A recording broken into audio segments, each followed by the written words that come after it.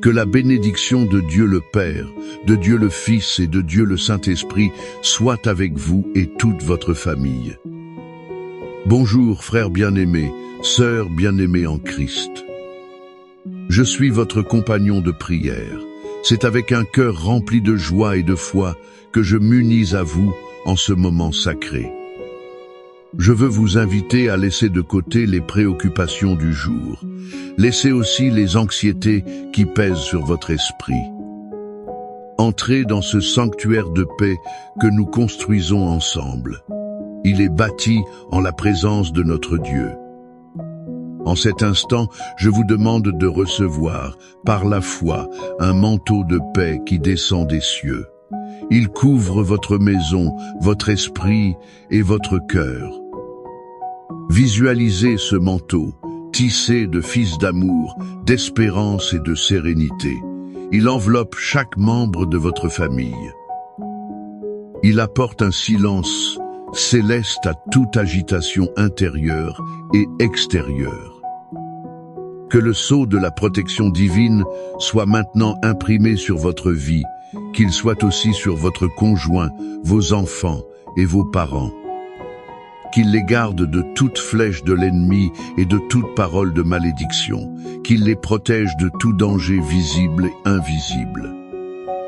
Nous sommes ici, ensemble, non pas comme des orphelins, mais comme des fils et des filles bien-aimés, nous approchant avec confiance du trône de la grâce. Nous savons que notre Père nous entend et nous voit. Il est prêt à agir en notre faveur. Et dans cet environnement de foi, nous nous levons en autorité spirituelle. Nous voulons livrer la bataille pour nos familles. Nous ne luttons pas contre la chair ou le sang, mais contre les principautés et les puissances. Nous luttons contre les forces spirituelles de la méchanceté dans les régions célestes. C'est pourquoi, avec l'autorité qui nous a été conférée au nom puissant de Jésus-Christ, nous nous unissons maintenant comme une seule armée. Nous déclarons que votre famille est un territoire saint. Elle est la propriété exclusive du Seigneur. Au nom de Jésus, nous brisons toute flèche de division lancée contre votre mariage. Nous brisons aussi celle dirigée contre la relation entre parents et enfants. Nous défaisons tout complot de l'enfer pour semer la discorde, la querelle et l'incompréhension au sein de votre foyer. Nous réprimandons l'esprit de rébellion qui tente de s'infiltrer dans le cœur de nos jeunes. Nous réprimandons aussi l'esprit d'amertume qui tente d'empoisonner les cœurs des plus âgés. Nous nous levons contre toute malédiction héréditaire. Nous rejetons tout schéma de divorce, de dépendance, de misère, de maladie. Ces choses ont pu être transmises de génération en génération. Et nous ordonnons, soyez brisés maintenant. Brisez-vous par le pouvoir qui est dans le sang de Jésus. Nous annulons toute parole vaine, toute malédiction prononcée. Nous annulons toute sentence d'échec dite sur votre maison. Et nous déclarons qu'aucune arme forgée contre votre famille ne prospérera. Nous proclamons la victoire de Christ sur la croix pour votre foyer. Nous déclarons que les murs de votre maison sont marqués du sang de l'agneau. L'ange de la mort, de la destruction et de la discorde ne peut pas y entrer. Nous établissons un siège d'anges guerriers autour de votre maison. Ils protègent vos enfants où qu'ils soient. Et nous déclarons que la lumière du Christ dissipe toutes les ténèbres. Votre famille ne sera pas un tableau de douleur, mais un témoignage vivant du pouvoir restaurateur et protecteur de notre Dieu. Maintenant, je veux vous inviter à apaiser votre cœur. Je vous invite à plonger avec moi dans l'une des plus belles et puissantes histoires jamais racontées. C'est une histoire qui vient directement du cœur de Jésus. Elle est destinée au cœur de votre famille aujourd'hui. C'est l'histoire que nous connaissons comme celle du Fils prodigue, mais je préfère l'appeler l'histoire du Père à l'amour incessant. Elle se trouve dans l'Évangile de Luc, chapitre 15. Permettez que cela ne soit pas seulement une histoire. mais que ce soit un miroir pour votre âme et une fenêtre sur le cœur de Dieu. Imaginez la scène. Un jeune homme, le fils cadet, il s'approche de son père. Il ne demande pas de conseil, il ne demande pas de bénédiction. Il demande son héritage. En d'autres termes, il disait « Père, pour moi, tu es déjà mort. Je veux ce qui m'appartient de droit, je veux vivre ma vie loin de toi. » Pouvez-vous ressentir la douleur aiguë dans le cœur de ce père? Voir un fils qu'il a aimé, élevé et protégé, ce fils le rejetait de manière si froide. Et pourtant, le père, dans un acte d'amour douloureux, divise ses biens. Il le laisse partir. Le fils part pour une terre lointaine. Comme la Bible le dit, il gaspille tout ce qu'il possède. Il le fait dans une vie d'excès. Il cherche le bonheur dans les fêtes, les plaisirs momentanés. Il le cherche aussi dans des amitiés superficielles. Elles ne durent qu'aussi longtemps que son argent dure. Mais le vide dans son âme ne fait qu'augmenter. Et puis, la crise survient. Une famine sévère frappe le pays. Il se retrouve complètement seul. Sans argent, sans amis, sans nourriture. Son désespoir est si grand qu'il accepte le travail le plus humiliant pour un juif. C'est celui de garder des porcs. Et sa faim était si grande qu'il désirait manger la nourriture que les porcs mangeaient, mais personne ne lui donnait rien. C'est au fond du gouffre, au milieu de l'odeur nauséabonde de la porcherie. C'est là que la Bible dit qu'il revint à lui-même. Il se souvint de la maison de son père. Il se rappela que même les serviteurs de son père avaient du pain en abondance. Pendant ce temps, lui, le fils, mourait de faim. Et à ce moment-là, une graine d'espérance germe dans son cœur. Il décide de se lever et de revenir, non pas comme un fils, mais être comme un simple serviteur. Il répète son discours, « Père, j'ai péché contre le ciel et contre toi. Je ne suis plus digne d'être appelé ton fils, traite-moi comme l'un de tes serviteurs. » Et il commence la longue et humiliante marche de retour à la maison. Maintenant, changez votre perspective, regardez à travers les yeux du Père. La Bible nous donne un indice émouvant. Elle dit « Comme il était encore loin, son Père le vit. » Que nous dit cela? Cela nous dit que ce Père n'a jamais cessé d'attendre. Tous les jours, il montait au point le plus élevé. Il scrutait l'horizon, le cœur serré de nostalgie. Il espérait voir la silhouette familière de son fils perdu. Il n'attendait pas pour punir ou pour juger. Il n'attendait pas pour dire « je te l'avais dit ». Il attendait pour aimer. Et quand il voit son fils, sale, en haillons, sentant les porcs, il n'hésite pas. La dignité d'un patriarche oriental ne l'arrête pas. Il court à la rencontre de son fils. Il se jette à son cou et le couvre de baisers. Le fils essaie de faire son discours répété, mais le père l'écoute à peine. Il déborde de joie.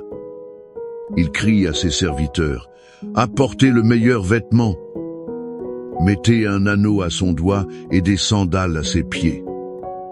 Amenez le veau gras et tuez-le. Faisons la fête et réjouissons-nous. Car mon fils que voici était mort et il est revenu à la vie.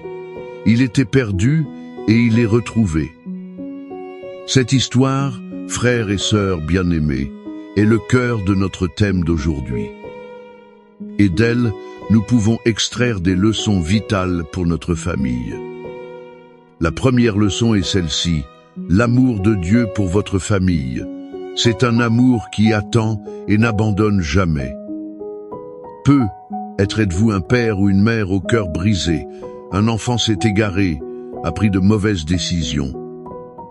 Comme le fils prodigue, il a dit par ses attitudes, « Pour moi, tu es déjà mort. » Je veux que vous vous voyiez dans les yeux de ce Père.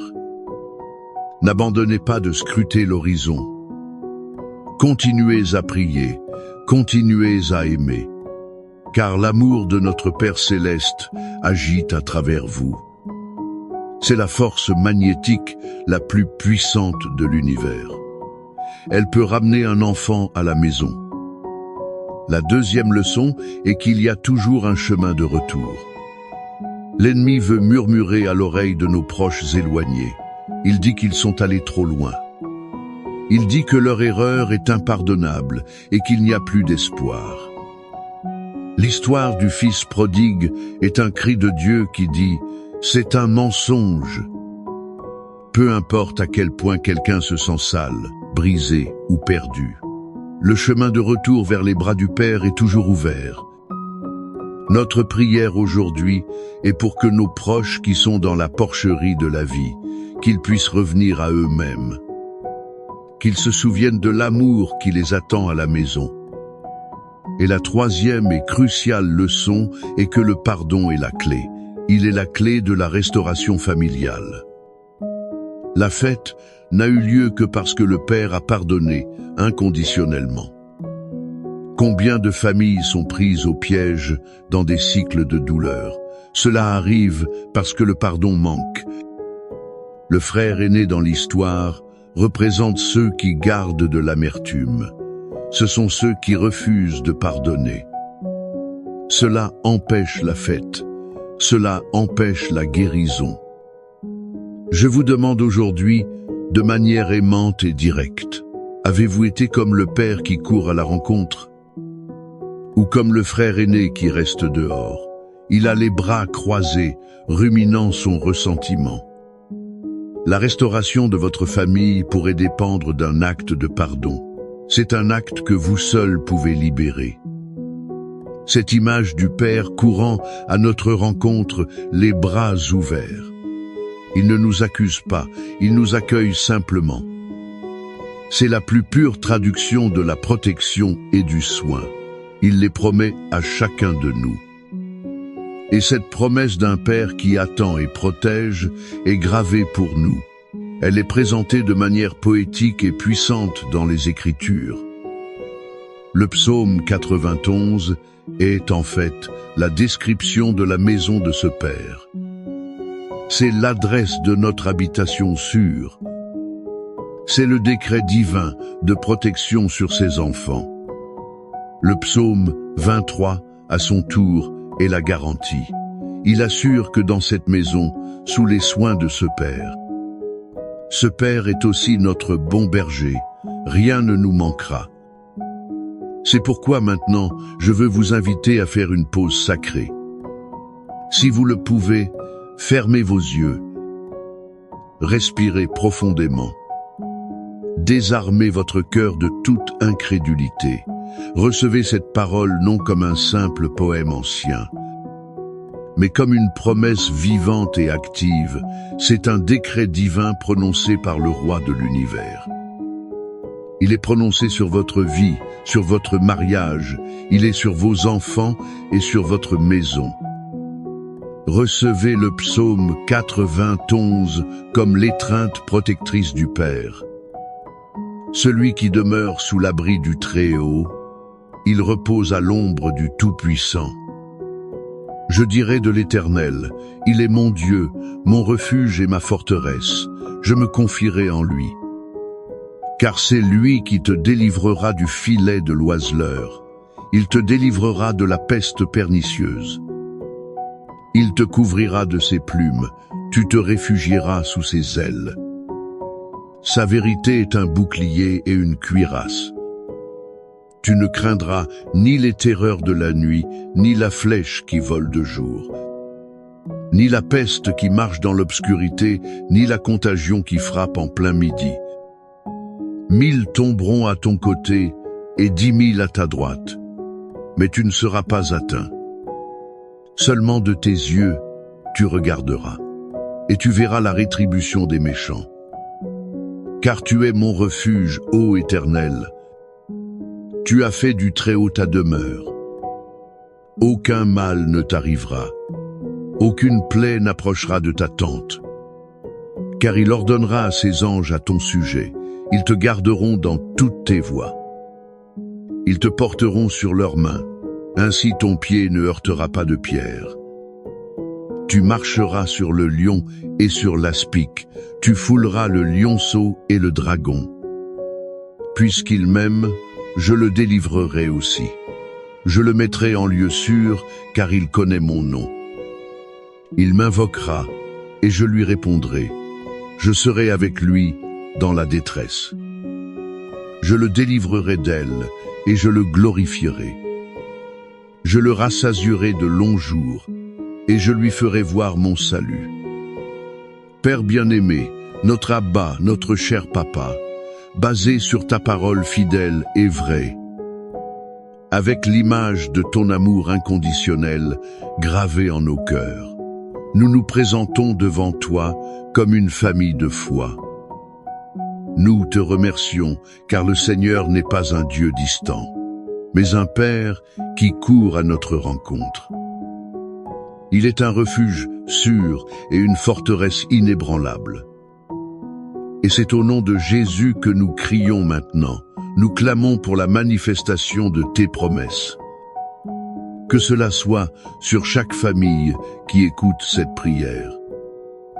Seigneur, nous levons devant toi chaque fils et chaque fille qui s'est égaré, chaque brebis qui s'est perdue du troupeau familial. Père, de même que le Seigneur scrutait l'horizon, nous prions aussi pour qu'ils reviennent à eux-mêmes.